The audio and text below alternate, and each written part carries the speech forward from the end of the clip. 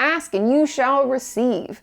When I released my video about what it's like to be in a relationship with a narcissist, so many of you immediately asked me to talk about what to do when a parent is a narcissist.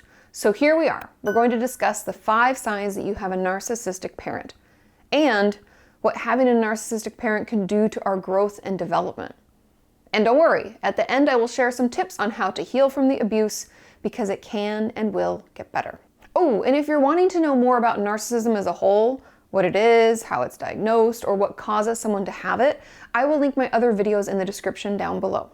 The first sign of a narcissistic parent is that they see you as an extension of them, expecting you to live out any of their hopes and dreams at the cost of your own independence and autonomy. They may even act jealous of your increasing independence because that is seen as a threat to them and their ability to get the attention and admiration that they need from you. A lot of people call this attention the narcissistic supply. Now, while it is normal, just so you know, it's completely normal for a parent to want their child to do well or want them to have a better life than they had, it becomes unhealthy and a sign of narcissism when the child's thoughts, beliefs, or desires are not allowed. Many of you have told me that you can feel like a puppet, or even worse, that as you get older, you find it really difficult to make decisions for yourself because you don't want to let them down or do something to upset them. And you can put aside any of your own hopes and dreams in order to fulfill theirs. And this is harmful to us for many reasons. Number one, we never get to develop our own autonomy or independence, which can make it hard for us to make our own decisions, enter into healthy relationships, and feel secure enough to create our own life path. This can lead us to being afraid to leave our home or maybe the comfort of our own hometown. We can fear any risk, so we focus our schooling on something that we're sure that they will approve of, and we take the safest job possible. We can also need others in our lives to make any tough decisions for us, which finally can cause us to get into relationships, romantic or not, with people who are just like that parent, because that's what's normal to us. Not to mention that they're always more than happy to make decisions for us. And in a way, we like that, because the only blueprint we have for relationships is one that doesn't allow for our independence. So why would we all of a sudden decide to seek it out now? And it can feel scary and uncomfortable to even consider doing that. And if we find ourselves in a situation or a relationship where we are encouraged to be independent, we can immediately find ourselves feeling insecure or childlike in many ways. And that's because it's so foreign that we may run away from any of those types of relationships for fear that we will only upset them or ourselves. The second sign is emotional blackmail. Now, I've talked about this in the past, but if you don't remember, emotional blackmail is when someone uses our empathy and care for them against us. I recently learned that the term emotional blackmail was popularized by the psychotherapist Susan Forward, and she also uses the term FOG, F-O-G, to explain how manipulative people can use fear, obligation, and guilt to get us to do exactly what they want. And maybe I need to do an entire video about emotional blackmail, so let me know in those comments if that's something that you'd be interested in. But anyways, a parent who tries to emotionally blackmail us can threaten to harm themselves or someone else if we don't do what they want. They can say things like, if you loved me, you would do this for me. Or if you don't do this, I'm going to tell everyone your secret. Parents who do this can even withhold love or support as a way to get us to bend to their needs. Or they'll use the phrase, after all I've done for you. In short, narcissistic parents use this tactic to ensure we are too scared to say no. Or even if we do, they'll lay on the guilt so thick that we may think it's easier to just do what they want. And now, just to be clear, so that everybody hears this, we don't owe our parents anything. I know that sounds crazy, but relationships are not built on laundry lists of getting what is owed to us. I mean, think about that for a second. That isn't how any relationship is built. Instead, our relationship with our parents should be based on mutual love and care for each other because you've grown together in so many ways and you want to be in each other's lives, period. Emotional blackmail is a form of manipulation and emotional abuse. And if we grew up with a parent who did this, it can lead to symptoms of depression and anxiety.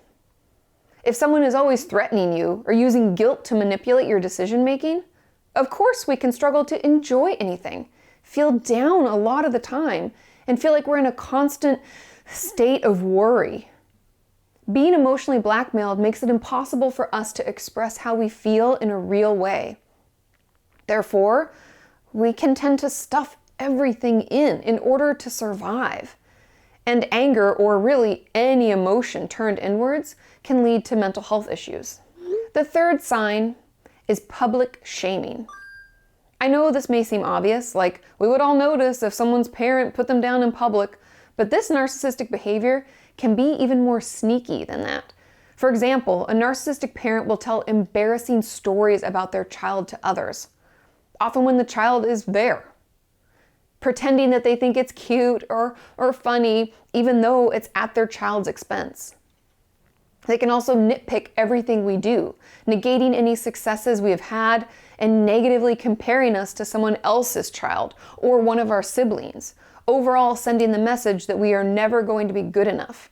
And they may even say that directly to us, that we're not good enough, especially if they're a toxic narcissist. I recently heard a story from a friend of mine whose mother is unfortunately narcissistic, that while they were at dinner to celebrate her father's birthday, her mother took it upon herself to let the entire family and some friends know that she felt her daughter's college education was a complete waste of her money. She went on and on about how much it cost and how my friend didn't make much money in her job as a teacher. Such shameful and hurtful behavior. And of course, this isn't the first time her mom has acted like this. And unfortunately, we all know that it won't be the last. And this behavior really just eats away at our confidence, leaves us filled with shame. As I'm sure you can see with all the signs, the goal of any narcissistic parent is to wear us down so that we are completely dependent on them for everything, giving them all the love, attention, and support they need, leaving us with shame, upset, and insecurity. The fourth sign is that they are always the victim. I personally find this one to be the most difficult because it comes along with blaming and shaming. They can't ever be the one who caused anyone pain or upset. They always do what's right and good. Everyone around them is just so disrespectful or stupid or hurtful. Ugh. And this can even come along with specific memory loss. And yes, I mean that 100% sarcastically. They can laundry list all of the ways that you've hurt them, ways you've let them down, things you've done that they found so embarrassing. But if you mention just one thing they said that hurt your feelings, they tell you you're remembering it wrong, or that never happened at all. Even if we had proof of their harmful behavior, they would insist that you created that just to hurt them more. It's exhausting, it's upsetting, and it's gaslighting, which, if you don't remember, is a form of manipulation where someone picks away at your memory of things, so you begin to start, questioning yourself and your sanity. And I have a full video on that too if you're interested, and I'll link that in the description. Having a parent who acts this way can lead to us questioning our sanity, our own memory of things, and erode at our self-confidence. We can feel like we're walking on eggshells all the time, afraid to do anything that might upset them. And of course, as you can imagine, this can lead to pretty intense symptoms of anxiety. Constantly worrying about things, if we're doing things the right way, or if we're in someone else's way, and all sorts of stuff like that. And the fifth and final sign, although I'm sure there are so many more, and you are more than welcome to leave those in the comments. I'm happy to do more videos about this if you want. But that fifth sign is neglect. Many of you have reached out to me telling me that because your parent is a narcissist, they never put you or your feelings first, or that any emotions you had were shushed or ignored. They could have left you at home alone when you were really, really young, or even taken you along with them to adult parties or events where you really shouldn't have been. In short, they never checked in to see how you were, and you were seen as more of an annoyance or distraction from them and what they want. Some parents will even use their children kind of as bait to get more attention from other people. So in a way, it's still like you're not important, your emotions aren't relevant, and you're more of a tool in their toolbox versus their child and loved one. And this can cause us to start to believe that we aren't important. We aren't loved or valued. As we get older, we can struggle to name our emotions, our needs, or wants because they were never noticed or supported when we were growing up. In short, we weren't able to develop our own emotional intelligence or regulation because it wasn't discussed or possibly allowed. But I feel like that's enough of how shitty it can be to have a narcissistic parent. So let's get into the good stuff about how we can heal, because we can. And my first tip, reparenting yourself. I know this is hard, but if you think back to the first sign, in order for us to become independent and feel safe doing so, we're going to have to create that healthy foundation we never had. This could be taking care of ourselves when we get sick, saying some remothering or refathering statements every day. These are things like, I love you. You're important. I will take care of you. Anything you wished you'd heard from your parent, tell it to yourself. It can feel odd at first, I know, but trust me, it does help us begin to heal. And I have an entire video about reparenting too, if you're interested in much more detailed information about it. My second tip, we have to learn about healthy boundaries and how to uphold them. Back to sign number 2. We need to make a list of things you're willing to do for your parent when you aren't angry or upset. And then stick to that list. No matter how much guilt, lying, or manipulating they try to do, we stick to what we said we were okay with. You may have to distance yourself from them so that you don't get more hurt or upset. Remember, we can't light ourselves on fire to keep someone else warm, and they won't get better or stop doing hurtful things unless they want to. We only have control over what we do and how we feel. So focus on that and limit the access that you offer to them.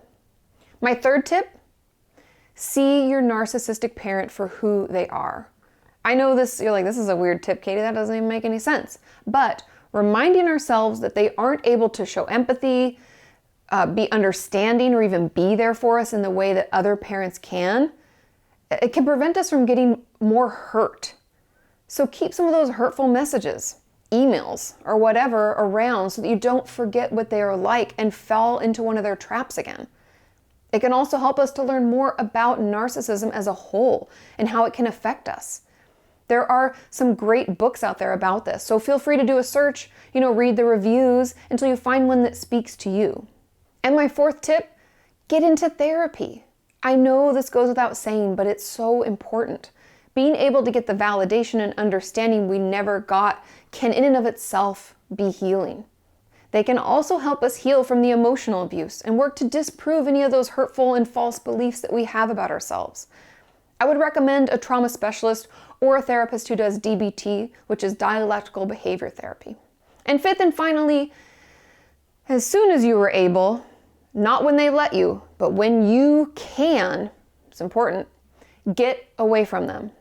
We may be able to have a limited relationship with them and interact during specific times or events, but they should not be in our life each and every day. That will only wear us down and hinder our healing process. Remember, they don't care about us. They only care about themselves. And we have to be the ones to protect ourselves. I know it's really hard, and we can feel guilty and upset during this transition. But that's when leaning into our therapist and any healthy friends or family we have for that extra support. Trust me, once you are out of their reach, you will start to feel so much lighter and better, have more energy than you've ever had before, and the guilt, shame, and upset will slowly fade away as we heal. Trust me, it can and will get better. Now, I know that's a lot of information to take in, but I hope you found this helpful. Feel free to add anything you thought I missed or tips that helped you in those comments down below, and I will see you next time. Bye.